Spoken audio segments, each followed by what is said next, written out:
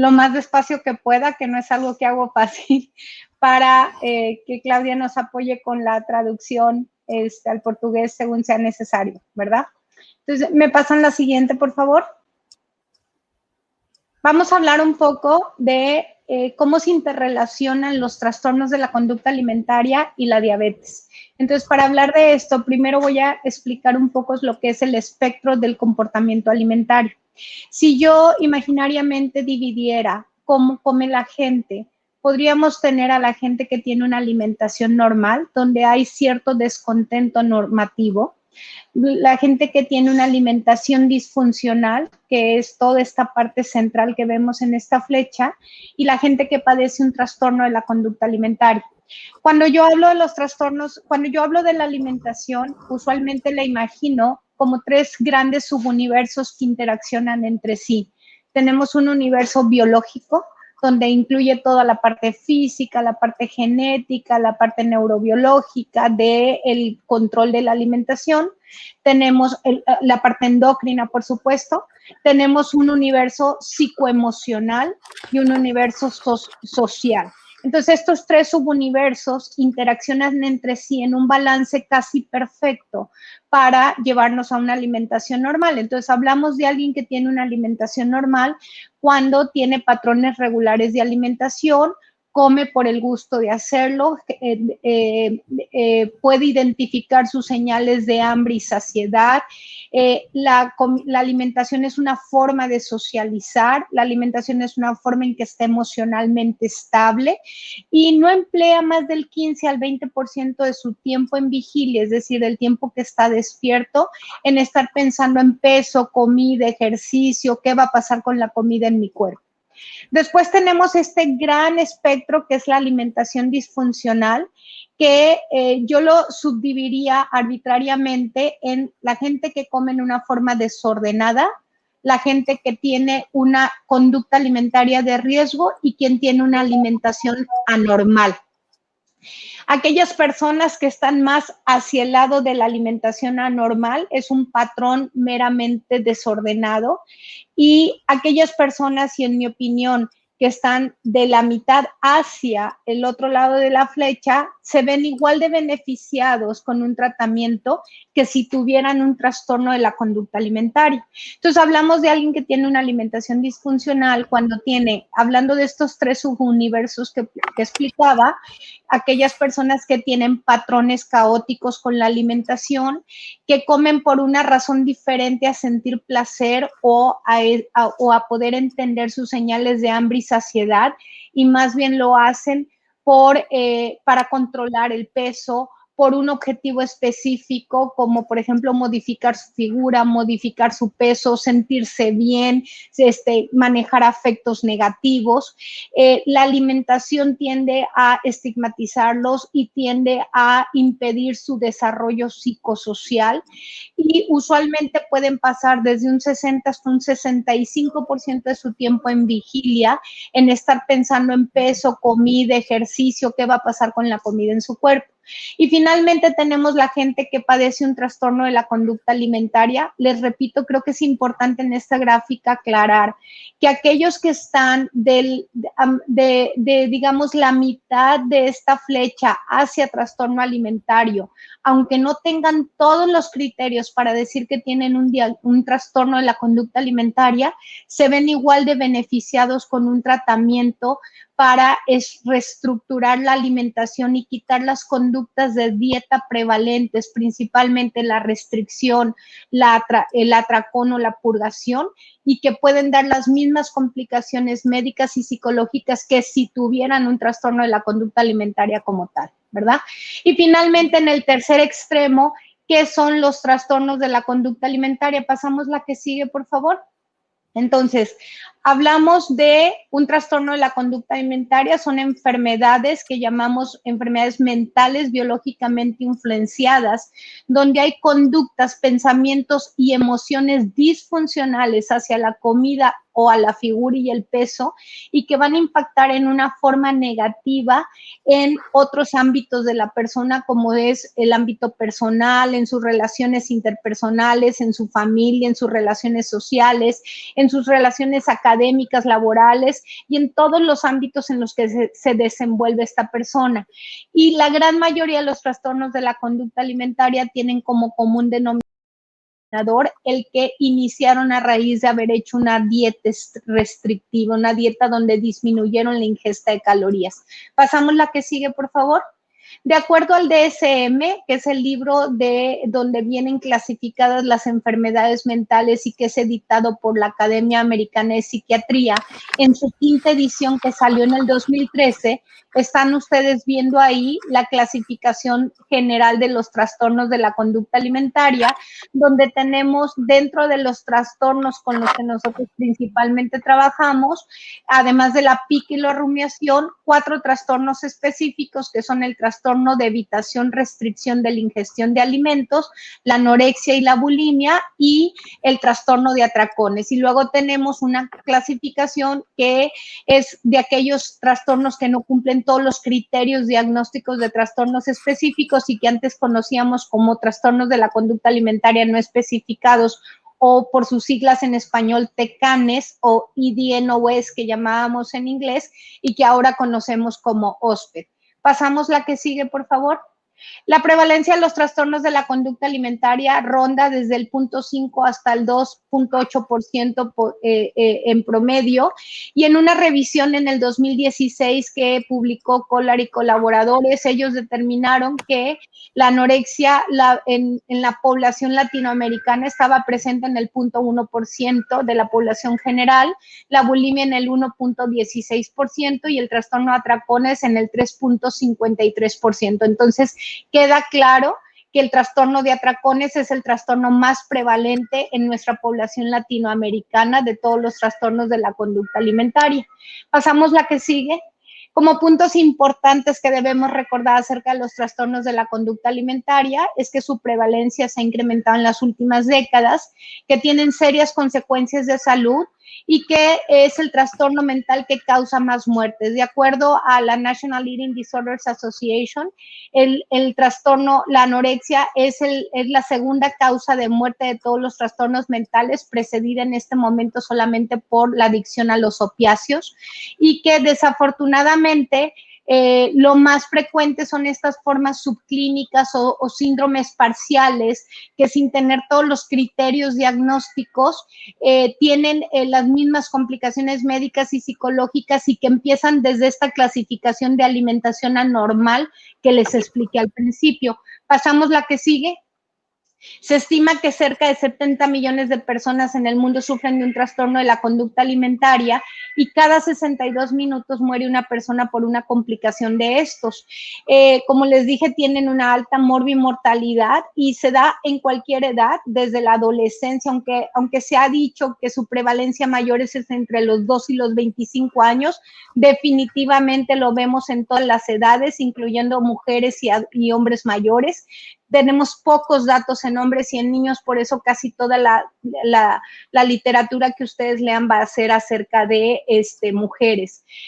Los trastornos de la conducta alimentaria, uno se puede recuperar. Desafortunadamente se estima que menos del 20% de quienes los padecen están actualmente en tratamiento o reciben tratamiento en algún momento de su vida. Pasamos la que sigue. Sabemos que los trastornos pueden ser mortales. El rango de mortalidad, por ejemplo, asociado a la anorexia, que es el trastorno de la conducta alimentaria que más se ha estudiado, es 12 veces mayor que el rango de mortalidad de todas las otras causas de muerte para mujeres entre 15 y 24 años de edad. Y en adolescentes es la tercera causa de enfermedad crónica, precedido solamente por asma y obesidad. Y sabemos que tienen un alto riesgo de conducta suicida. En una muestra nacional que se hizo en los Estados Unidos, se encontró que el 25% de quienes padecen anorexia, el 32% de quienes padecen bulimia y el 23% de quienes padecen trastorno por atracón intentan suicidio a lo largo de su historia. Pasamos la que sigue. Sin embargo, a pesar de lo complejos que son enfermedades tratables. Los pacientes se pueden recuperar de estas enfermedades.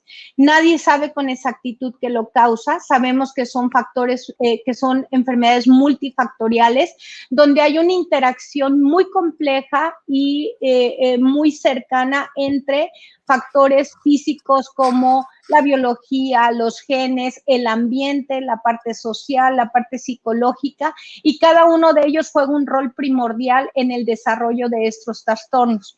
Y quienes los padecen, como les digo, y creo que es un mensaje que quisiera que se llevaran el día de hoy, se pueden recuperar y pueden vivir una vida plena, saludable y feliz. Pasamos la que sigue. Ahora, hablando de la diabetes, como probablemente la mayoría de los que me están escuchando saben, la diabetes es una enfermedad que afecta en cómo el cuerpo del individuo es capaz de utilizar la glucosa en sangre. Hay dos subtipos clásicos, que son la diabetes tipo 1, donde el cuerpo de la persona no es capaz de producir insulina, hormona producida por el páncreas, y en la diabetes tipo 2, que es una enfermedad en la que el cuerpo de la persona no produce suficiente insulina o es resistente a ella, ¿verdad? Y que esta segunda se puede manejar a través de cambios en el estilo de vida, medicamentos o tratamientos con insulina. Pasamos la siguiente. La investigación ha comenzado a establecer la prevalencia de los trastornos alimentarios entre las personas que padecen diabetes tipo 1.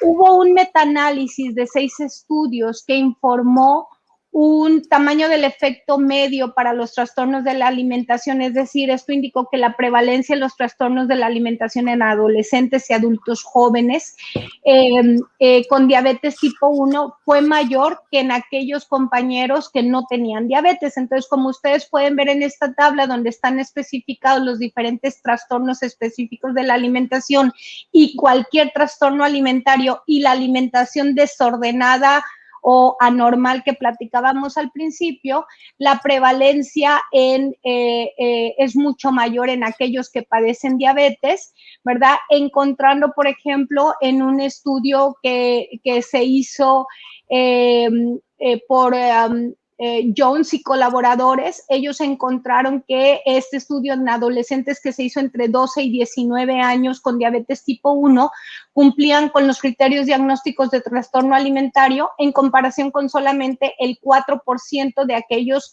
que eran controles sin diabetes, ¿verdad? Y hubo otro metaanálisis de 8 estudios sobre trastornos de la conducta alimentaria en adolescentes y adultos jóvenes que informó que había una prevalencia de los trastornos de la conducta alimentaria también mayor en individuos con diabetes tipo 1 en comparación con los pares. Y, por ejemplo, Diane Newman-Steiner de la Universidad de Minnesota hizo un estudio donde ellos tuvieron una muestra de adolescentes y adultos jóvenes entre 12 y 21 años con diabetes tipo 1, y ellos encontraron que el 37.9% de las mujeres y el 15.9% de los hombres, como están viendo en esta tabla, tenían una tasa elevada de trastornos alimentarios en quienes padecían diabetes tipo 1.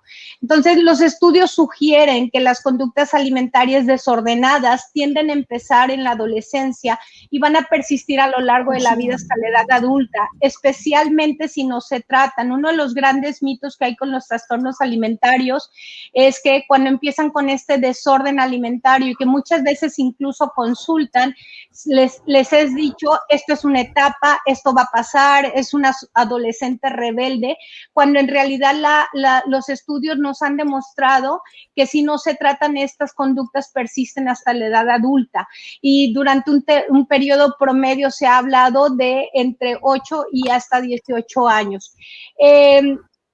Entonces, en otro estudio reportado, los autores Preveler y colaboradores reportaron que el 26% de sujetos que padecen diabetes tipo 1 tienen algún tipo de trastorno de la alimentación o control del peso, ya sea con vómitos autoinducidos, con uso indebido de laxantes, con saltarse comidas, con restricciones o ayunos severos. Y ellos reportaron en este estudio que 61% de los participantes que tenían antecedente de trastorno alimentario informaron el uso indebido de insulina en comparación con el 26% de los que no tenían antecedentes de trastornos alimentarios. Entonces, como vemos, los rangos incrementados de comorbilidad entre trastorno alimentario y diabetes tipo 1 en comparación con población general que no padece estas enfermedades es muy significativa, y lo mismo sucede para el incremento en el riesgo de mortalidad. ¿Pasamos la que sigue? Como ustedes ven en esta tabla que acabo de terminar de explicar, pasamos la que sigue, no tenemos datos de hombre, y no es porque no existan, es que no hay datos epidemiológicos en niños y en hombres. Sin embargo, todos los que estamos nos dedicamos a esto, sabemos que esto se está incrementando en esta población, y que es importante que demos seguimiento a todo esto. Pasamos la que sigue, Taina, por favor. También es importante saber de todos aquellos casos que padecen diabetes de cualquiera de los subtipos y no conocemos la prevalencia de TCA, o sea, el TCA no diagnosticado. Hubo un estudio alemán con una muestra de 52,000 pacientes con diabetes tipo 1 y solamente el 0.9% tenían el diagnóstico de TCA. Y como vimos con la tabla anterior, pues esto no concuerda entre lo que se ve clínicamente, hay una discrepancia entre estos reportes y lo que vemos clínicamente, lo que nos sugiere que efectivamente hay un número muy significativo de personas que padecen diabetes y que no son diagnosticadas con el trastorno de la conducta alimentaria. Colton en el 2015 reportó en un estudio que 60% de las mujeres con diabetes tipo 1 habrán experimentado un trastorno de la conducta alimentaria para los 25 años de edad, y definitivamente esto no conlleva con estos otros reportes que hay de donde no se diagnostica el TCA. Entonces es importante que como clínicos siempre lo sospechemos en pacientes que tienen hospitalizaciones frecuentes por episodios de cetoacidosis diabética, o en aquellos en los que a pesar de todos los esfuerzos persiste un pobre control metabólico. ¿Pasamos la que sigue? Mientras que en la diabetes tipo 1, la anorexia, la bulimia es el trastorno de la conducta alimentaria más prevalente. En la diabetes tipo 2 es el trastorno por atracón o el trastorno de atracones.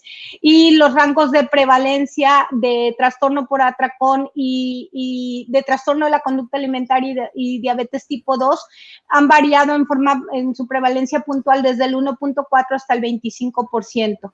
La mayoría de los estudios han encontrado que la presencia de trastornos de atracón no tiene un efecto directo en la hemoglobina glicosilada, aunque puede haber un efecto indirecto mediado a través del índice de masa corporal, es decir, a mayor índice de masa corporal puede haber más cambio en la hemoglobina glicosilada, pero no directamente por el efecto del trastorno alimentario.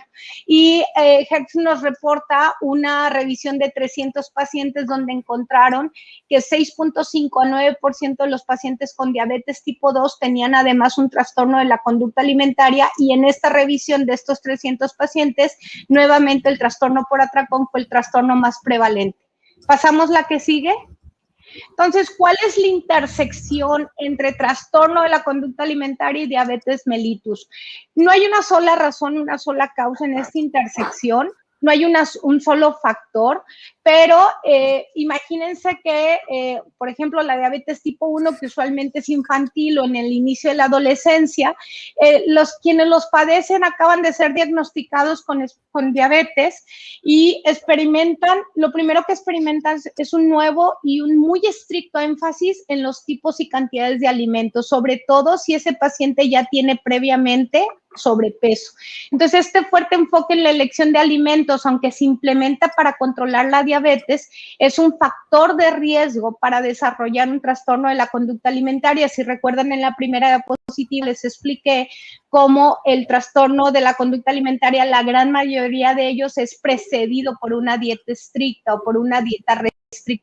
Entonces, con todo el paciente que padece estas enfermedades se empieza a llenar de reglas alimentarias y empiezan a clasificar sin desearlo y sin quererlo probablemente los alimentos como buenos o malos según el control de la glucosa en sangre. Una mamá una vez me decía, todo, absolutamente todo, después del diagnóstico se ha vuelto número, se ha vuelto contar cuánto come, qué contiene lo que come, y es una creencia similar que se encuentra en muchas personas con trastornos de la conducta alimentaria.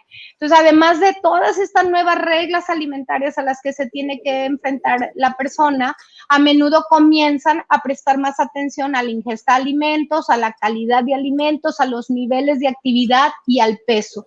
Y este hiperenfoque en la comida, la alimentación y el peso es a menudo un factor que contribuye al desarrollo de un trastorno de la conducta alimentaria, porque finalmente todo este tratamiento en el paciente con diabetes es un síntoma en el paciente con trastorno alimentario.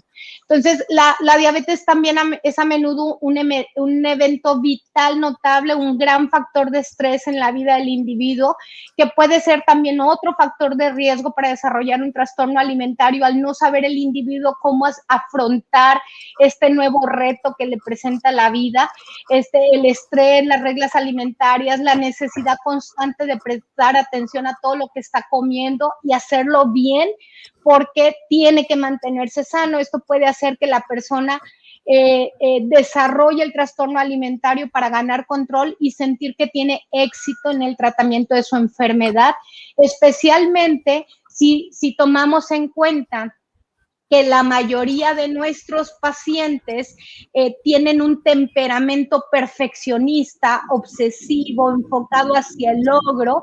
Entonces, el tener éxito en este tratamiento es parte de este temperamento. Y además de todos estos factores de riesgo, nos podemos enfrentar, y no quise, aunque no es un factor de riesgo, no quise dejar de ponerlo, al mal uso de la insulina, y que puede desarrollar algo que se ha llamado diabulimia, en opinión de muchos autores, un término mal empleado porque da la impresión que es una diabetes más bulimia. En realidad el nombre formal es diabetes mellitus tipo 1, trastorno de la conducta alimentaria, y básicamente es una práctica potencialmente mortal en la que el individuo va a quitar o va a disminuir la cantidad de insulina que se inyecta, o las dosis, omite las dosis para tratar de perder peso. Y como les repito, aunque no es un factor de riesgo, sino más bien es un comportamiento alimentario, esto es una emergencia médica. Entonces, ¿a qué nos enfrentamos cuando tenemos un paciente con esta combinación, este diagnóstico dual? Primero, que la detección debe ser temprana y muy oportuna. Esto es crucial. Y ahí les ejemplifiqué algunas de las síntomas o signos que deben ustedes buscar en un paciente que estamos sospechando que esté haciendo o un mal uso de la insulina, o que tengamos un trastorno de la conducta alimentaria asociado a la diabetes. Específicamente quiero hablar de la diabulimia en el sentido de, hablábamos de toda esta presión, de todo este estrés al que se somete el paciente por el diagnóstico, más la presión social por estar delgado, más una presión para ser perfecto en nuestra sociedad, además de que una gran mayoría de nuestros pacientes, sobre todo cuando el diagnóstico lleva varios años, pasan por que se llama el burnout de la diabetes, donde literal sueltan el tratamiento, están cansados, y entonces empiezan a omitir la insulina, se dan cuenta que bajan de peso, ya sea en forma fortuita, buscando bajar de peso, y empieza un refuerzo social constante que lleva a los pacientes que, a pesar de que todos conocen la teoría de todos los riesgos médicos a los que se enfrentan al hacer esto, la gran mayoría de los pacientes que padecen esta enfermedad refieren que es mucho mayor el deseo de estar delgado. Taina, ¿podemos poner el audio?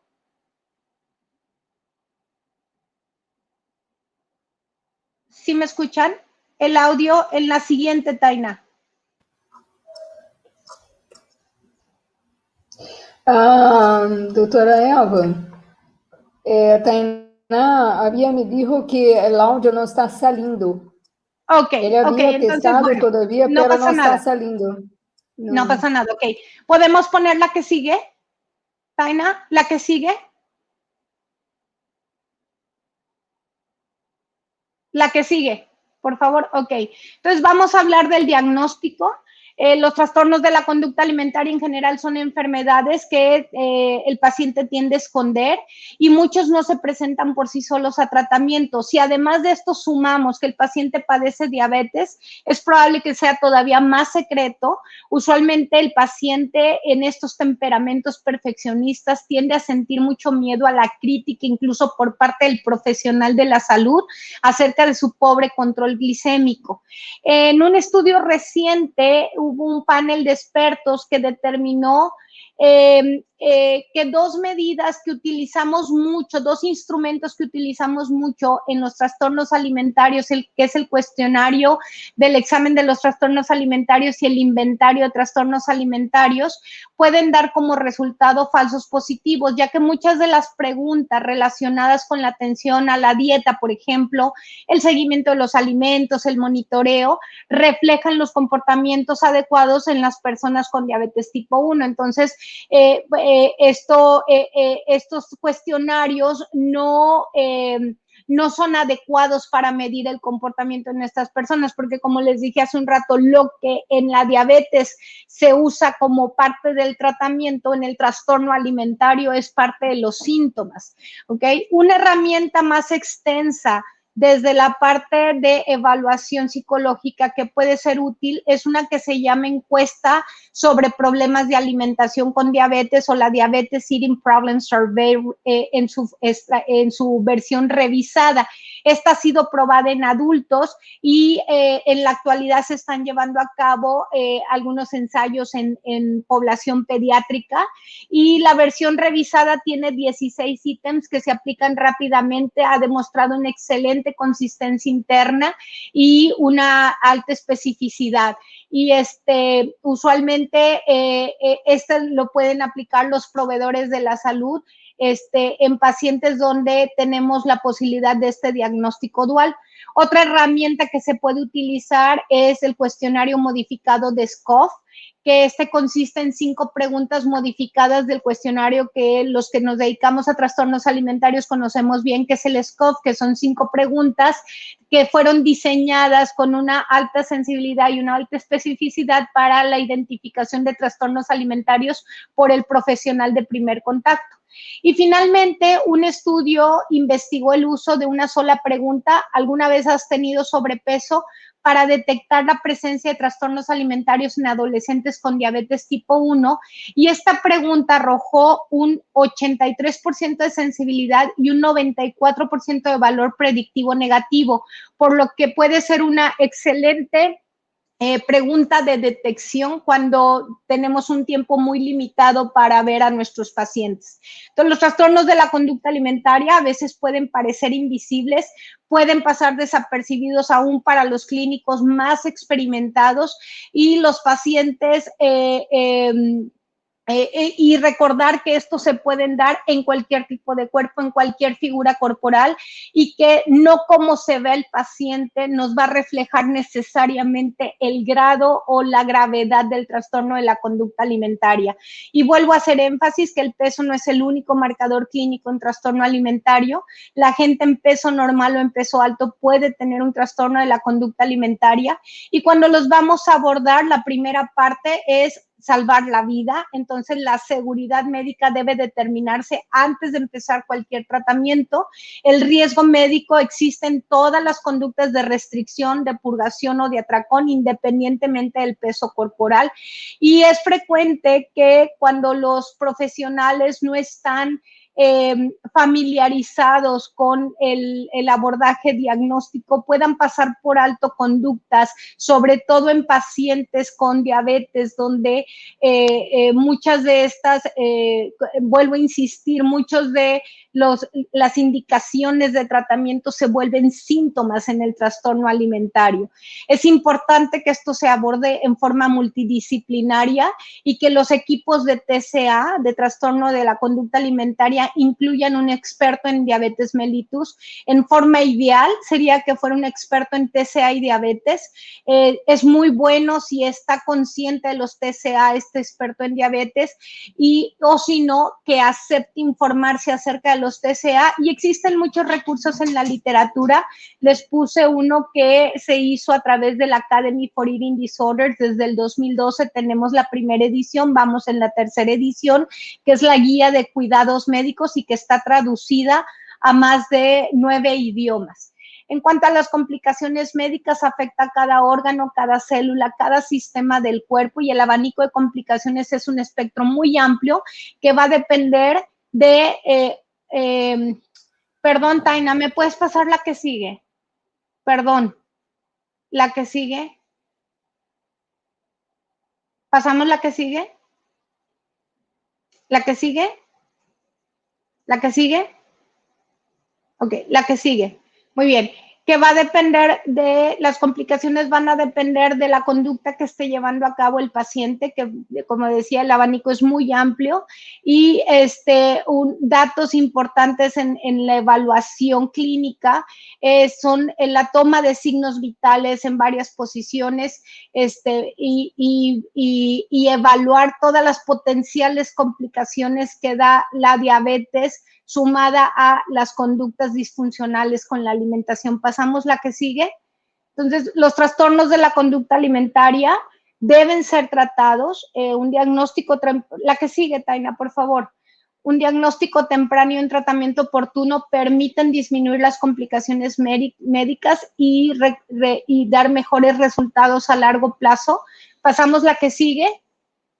Y recordar que el camino de la recuperación es, como vemos aquí, todos quisiéramos que fuera como esta línea café, mas sin embargo el verdadero camino de la recuperación es altas y bajas. Una de las cosas más difíciles a las que se enfrentan nuestros pacientes es tener que recuperarse odiando a su cuerpo, palabras textuales de nuestros pacientes. Entonces es importante entender esto para poder apoyarlos y transitar junto con ellos este camino tan sinuoso, pero que llevado a cabo adecuadamente y con tratamientos basados en la evidencia puede llevar al paciente a la recuperación completa. Pasamos la que sigue. Algo muy importante, como decía, es ofrecer un tratamiento que esté basado en la investigación. La que sigue, Taina. Idealmente un especialista de TCA y un especialista en diabetes deben estar involucrados, y puede incluir tener que referir con otro profesional o a otro nivel de tratamiento, y recordar que siempre lo primero es salvar la vida. Pasamos la que sigue, Taina. Entonces, la que sigue, recordemos que grandes poderes, como dice el hombre araña, implican grandes responsabilidades, y eso es algo que nunca se nos puede olvidar. Pasamos la que sigue. Entonces, muy importante que no obviemos al elefante que está en el cuarto y que ayudemos a los pacientes a buscar ayuda. Pasamos la que sigue. Tener un hijo que padece un trastorno de la conducta alimentaria no es fácil, más difícil cuando se conjuga con una enfermedad crónica igual de devastadora como lo es la diabetes, pero la recuperación es posible y probable, y ayudarlo definitivamente es un gran acto de amor de parte de los padres. Pasamos la que sigue. Finalmente, los quiero invitar a que el próximo año, en junio 9 al 11, nos visiten en la Ciudad de las Montañas, en Monterrey, en México, donde vamos a llevar a cabo la Conferencia Mundial de Trastornos de la Conducta Alimentaria que auspicia la Academy for Eating Disorders. Este es el logo de nuestro congreso, y aquí los esperamos. Vamos a tener plenarias y talleres para profesionales de la salud que no es su área de especialidad, pero que desean aprender más de trastornos de la conducta alimentaria. Y por supuesto vamos a tener nuestras pláticas de especialidad para todos nuestros colegas que se encuentran en el campo de los trastornos de la conducta alimentaria. Y finalmente pasamos la última. Estos son nuestros contactos, estoy a sus órdenes, y cualquier cosa estoy lista para las preguntas.